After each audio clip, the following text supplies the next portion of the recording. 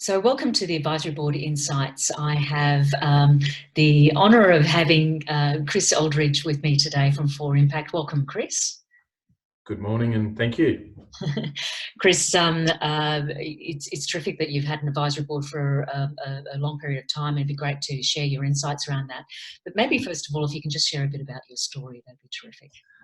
Well, my story, I'll try and keep it reasonably short. But I grew up in Hobart in Tasmania. I did an electronics engineering degree down there. I spent 4 years in Adelaide afterwards working for a company building prototype electronics for the DSTO. So I worked on submarines and all sorts of other bits and pieces in a previous life.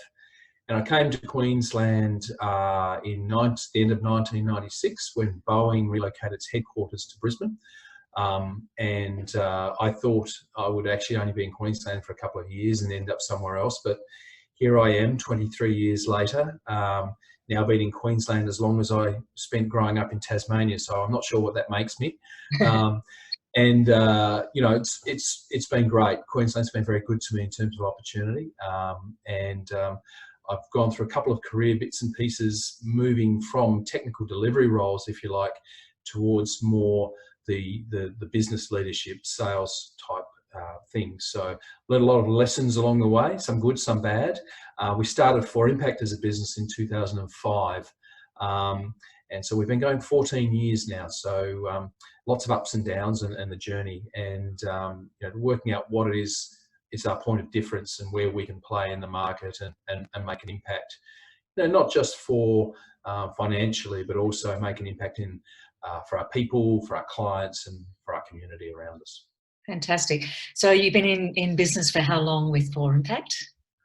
14 years, August the 25th, 2005. And not counting. Not counting, got a good memory.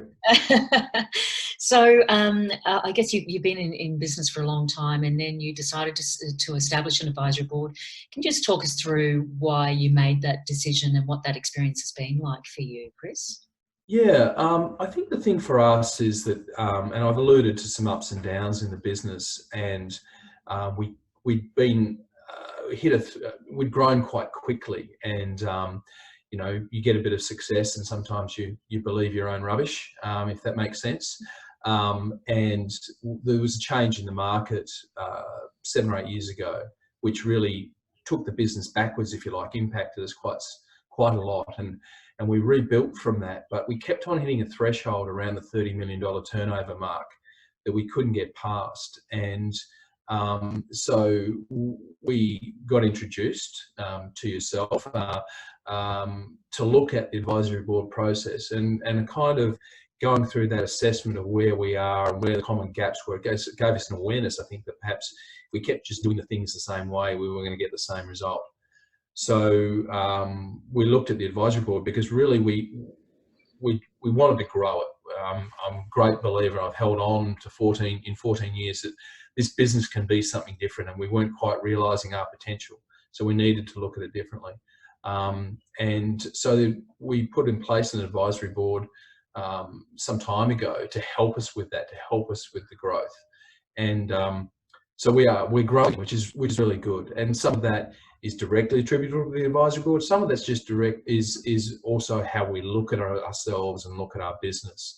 So I don't really care about, you know, which is which, because they have the impact, and the process forces you to self-examine. And I think that's the important thing as well.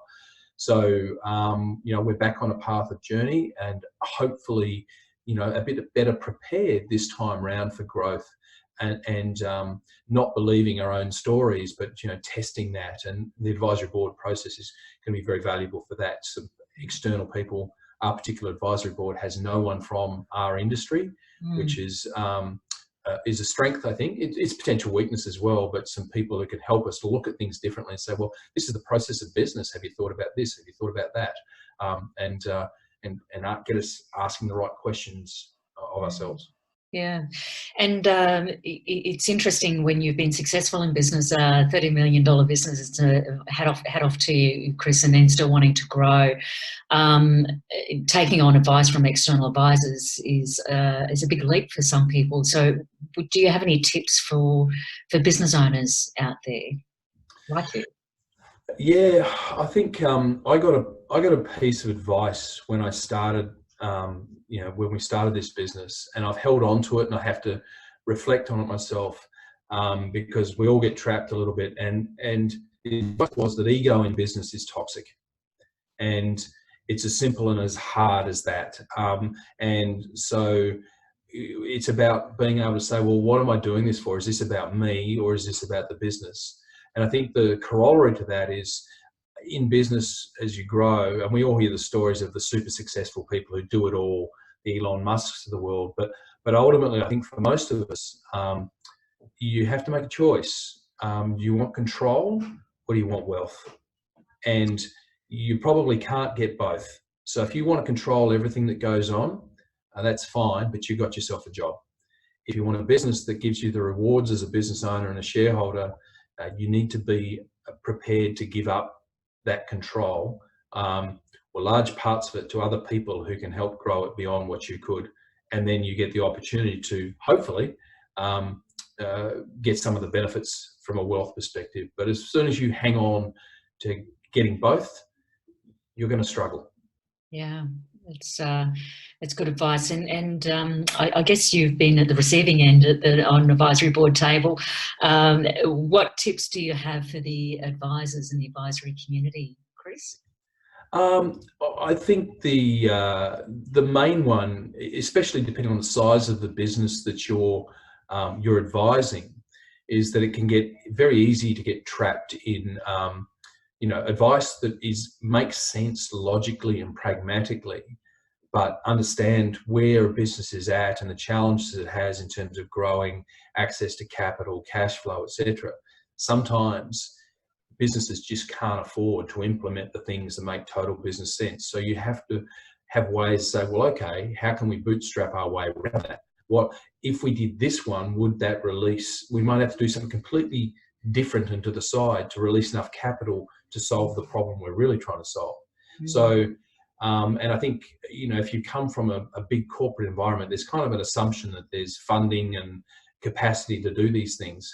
But, you're asking someone who may not have the funding and to just solve multiple problems at once. And that's kind of the entrepreneurial journey, is it's a juggle. I call it, it's like the Chinese plates.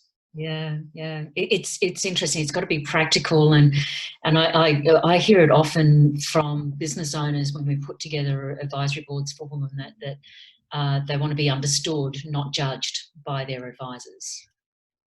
That's very true, and I think also is to understand the emotions of the business owner, that you may just be advising, not judging. But how's it being received? So your language as you lead into that advice is really important as well, because as soon as you get someone putting the barriers up, they're not listening to what you just said. So if you can prep it and intro it and smooth the message out, and that can be powerful as well, because you want people to learn the lesson and hear the advice, not actually hear it. Yeah, it's a conversation, not a competition, and I think that is an important thing. Yeah, which comes back to ego as well. Ego in business is toxic, not just for business owners, but for advisors as well. Yeah, terrific. Chris, thank you so much, and I'm looking forward to seeing the impact in another 12 months' time of how you're going with your advisory board. Thanks very much, Louise. Appreciate it. Thanks, Chris. Bye for now.